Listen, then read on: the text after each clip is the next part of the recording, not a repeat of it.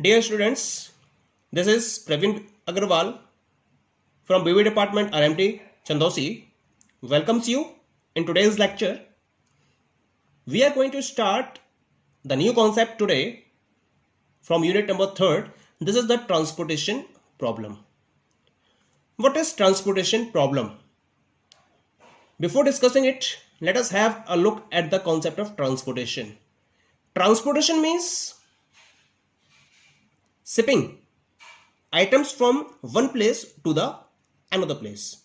A lots of items are there which is to be transported from one place to second place. That is known as the supply center and demand centers. Where the goods are producing are known as the supply centers, and where the goods are consumed or demanded are known as the demand center.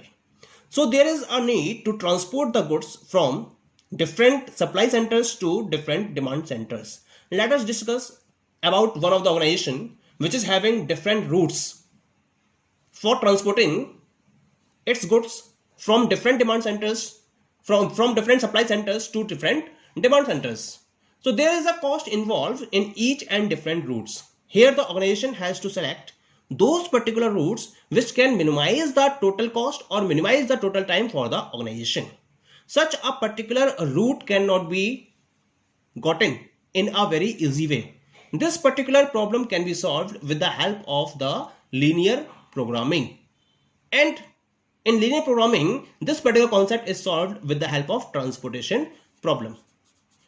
Okay, so in this way, we can say that the structure of transportation problem involves a large number of shipping routes from several supply origins to several demand or destinations.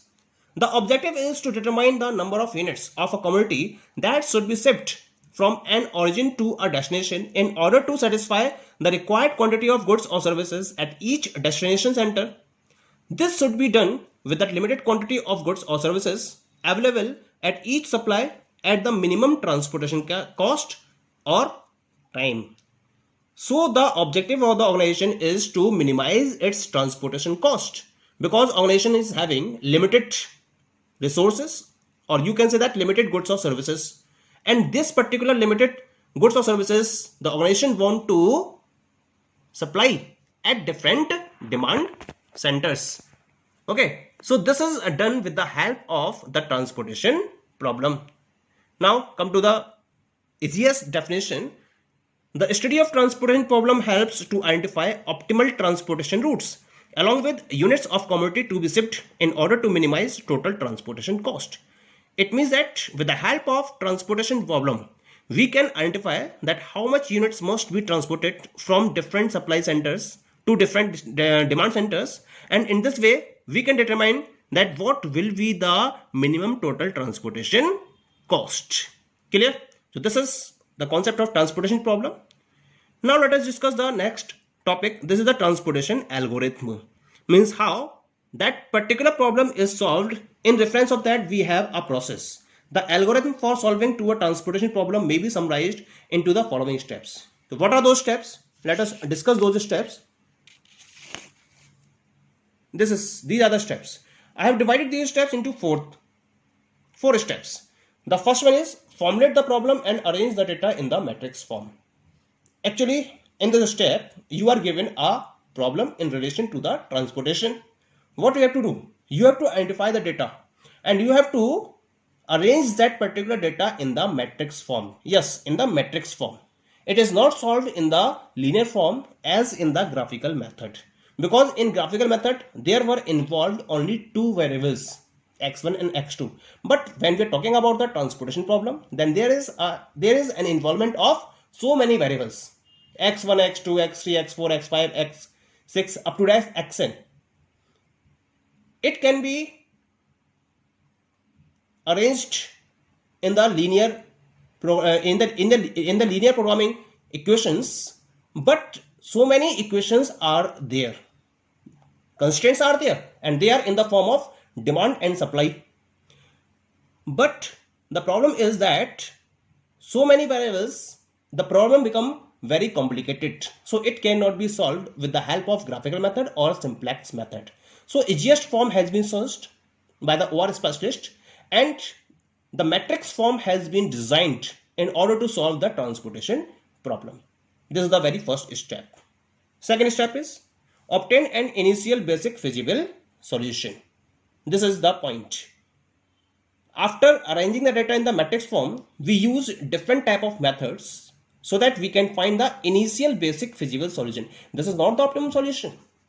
This is the initial basic feasible solution. For this, we use the three different methods. Northwest corner method, NWCM is short form, least cost method, that is LCM, Vogel's approximation method, VEM, this is the short form. These three methods are used in order to find the initial basic feasible solution of the given transportation problem. When we find the initial basic feasible solution, then this solution must satisfy the following two conditions. The first condition is the solution must satisfy all the supply and demand constraints. This is known as rim condition. Means you are given total supply available at each supply center and demand available at each demand centers. These supply and demand constraints must be satisfied with the given solution. Means rim condition must be satisfied. How it will be? I will tell you in the examples in my next lectures. Okay. Second one is the number of positive allocations must be equal to m plus n minus 1. Number of positive allocations will be followed in transportation problems, and the quantity must be equal to m plus n minus 1. M is equal to number of rows because we are forming matrix. So m represents number of rows and n represents number of columns. Okay. If these two conditions are satisfied by the given solution, then such solution is obtained is known as non-degenerate basic feasible solution.